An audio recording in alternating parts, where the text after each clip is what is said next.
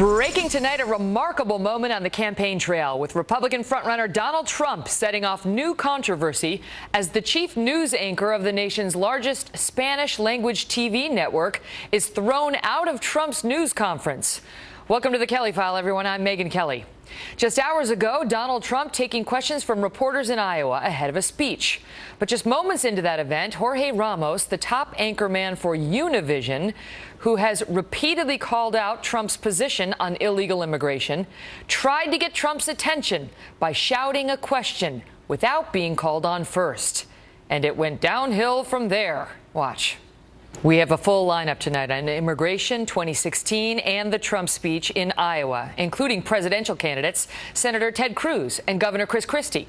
Mark Thiessen is here, as well as Howie Kurtz. But we begin tonight with our chief political correspondent, Carl Cameron, live on the campaign trail with Donald Trump in Dubuque, Iowa. Carl? Hi, Megyn. It was dramatic. I was about 4 seats down from Jorge Ramos when that whole thing unfolded, and Mr. Trump was clearly irritated. Jorge's a tough reporter, and he's had a reputation in presidential politics of throwing some fastballs, and he tried to, and Trump was clearly having absolutely none of it, and they actually continued their battle.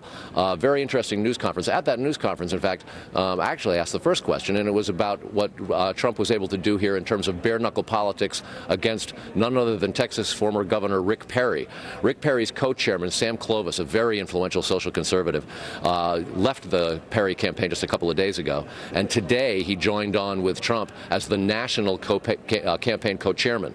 A big get for Trump. It's an influential one, a sign of Perry in trouble. And the fact that Trump chose to have this event in Dubuque, which is right on the Wisconsin border, meant it was possible for an awful lot of cheeseheads and Badger State voters to come over and check out Trump in Iowa. And they did. This room had a lot of Wisconsin voters. Not good for Scott Walker. Trump took a big shot at him tonight, as he did per usual against Jeb Bush.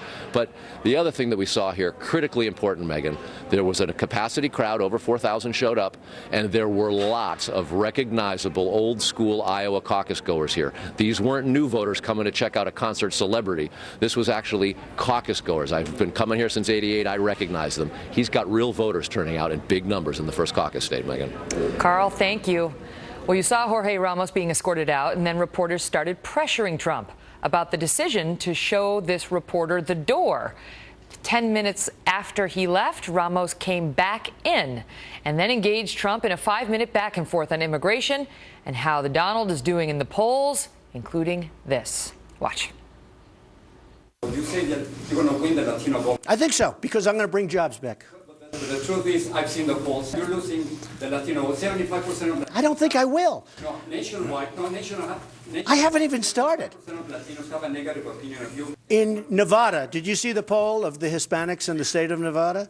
Did you see that, excuse me, big Hispanic population.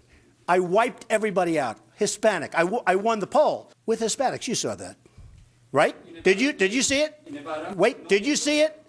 Okay, he's an honest guy. Now I like him. Howie Kurtz is the host of Media Buzz right here on FNC. Howie, good to see you. And first he escorts him out, has him escorted out, and then the reporters say, "Hold on, Mr. Trump, hold on. Let's talk about what just happened here." And he says, "All right, he can come back in." How is this being received, first of all? Well, Donald Trump loves to pick fights with prominent journalists and keep those fights going, especially if they're back from vacation.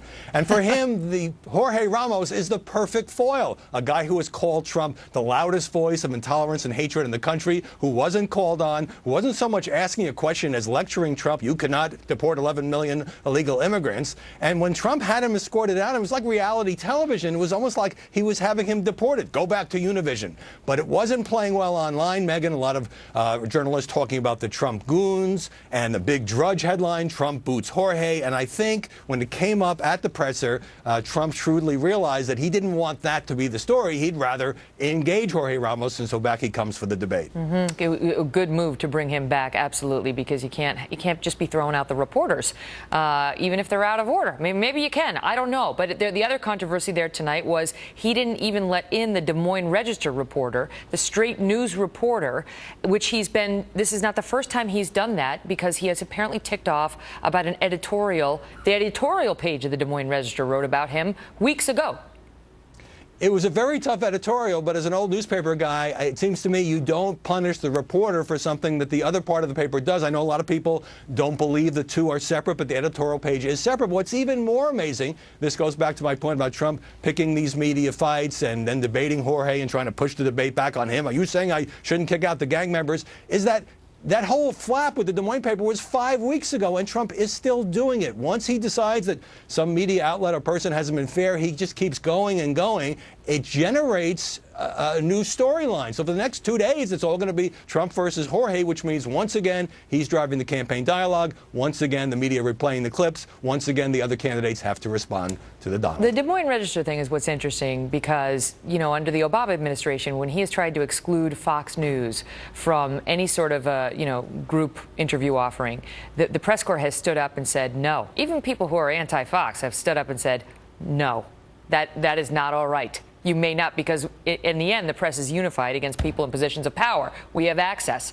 But somehow the Des Moines Register has not, the same rules have not been followed with respect to that publication and this candidate. Howie, good to see you. Same here, Megan.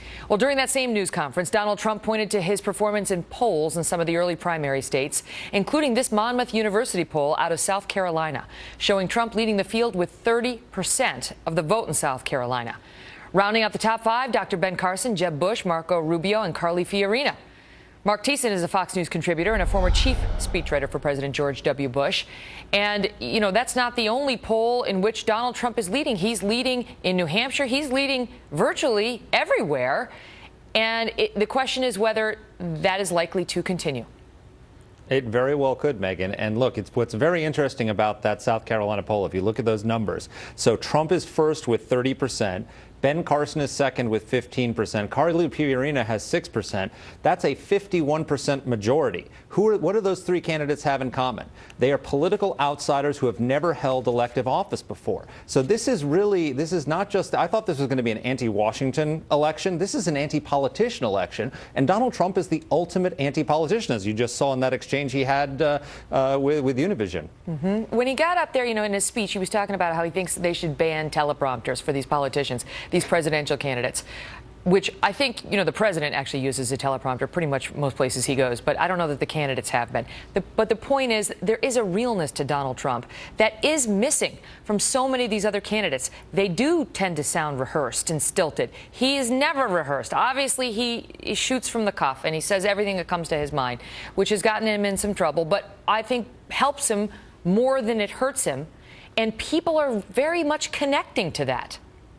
They are connecting to that, and he says things that would probably destroy another, would be career-ending gaffes for other people, and he just keeps moving up in the polls. And I think the reason is one, it's just hypnotically fascinating. I mean, that exchange that he had with Jorge Ramos was just, that may have upset the news reporters, but for Republican voters, they looked at that and they said, this is the guy who said, the Bernie Sanders shouldn't get his microphone taken away. He kicked this guy out who was basically protesting at his press conference. I mean, that's just a winning thing for him. But it's not just the spectacle of it. People feel disenfranchised, and they feel like he's speaking for them. There was that Alabama rally he had the other day. Some reporters went in and interviewed Trump supporters and asked, what do you like about him? Why are you attracted to him? And one of the guys said something very profound. He said, he's our microphone. Mm-hmm. That's what they think of this guy. He is taking the political... On policy, because Frank Lunch just did an interesting focus group that showed, when asked about, he was a Democrat for most of the last 10 years, and he made all these donations to Hillary and Nancy Pelosi and so on, and they didn't care. Even on the policies, from abortion and so on, they like the man. It's really remarkable. And if you think about it, so he's leading in South Carolina among evangelicals with 30%. He's leading nationally with evangelicals, but in South Carolina, which is a very evangelical state, 33%. This is a guy whose position on abortion was so radical that he actually opposed a ban on partial birth abortion, and he's leading with evangelicals. Tea Party supporters, he has 33% of Tea Party support, first among Republicans against the Tea Party. This guy was a Democrat who funded Harry Reid and Nancy Pelosi, who supported Obama's stimulus. He supported the Obama stimulus. Who could? He was in favor of single payer, which is more radical. And he even supported Harry Reid against a Tea Party challenger, yet he's got the majority of Tea Party voters. The issues almost don't matter because he is channeling popular anger. And, the question is, does it last? We shall see. We'll be here to cover it. Mark Thiessen, great to see you. Thanks, Megyn. Well, with Donald Trump doing so well in the polls, the illegal immigration issue is getting new attention from the entire Republican field. And Senator Ted Cruz is here next with his reaction to Trump's plan to change our citizenship laws and indeed the Constitution. Then New Jersey Governor Chris Christie offers his thoughts on the call to deport 11.3 million people from this country. Plus, with more Republican candidates now taking heat from the Black Lives Matter movement, one angry mom is again challenging these protesters about why they are defending what she calls thugs and ignoring victims like this 9-year-old girl killed by a stray bullet while she was doing her homework. Colonel Alan West and Richard Fowler join us to debate this right here. Are you kidding me? Police brutality? How about black brutality? You black people, my black people, you are the most violent mother I have ever seen in my life.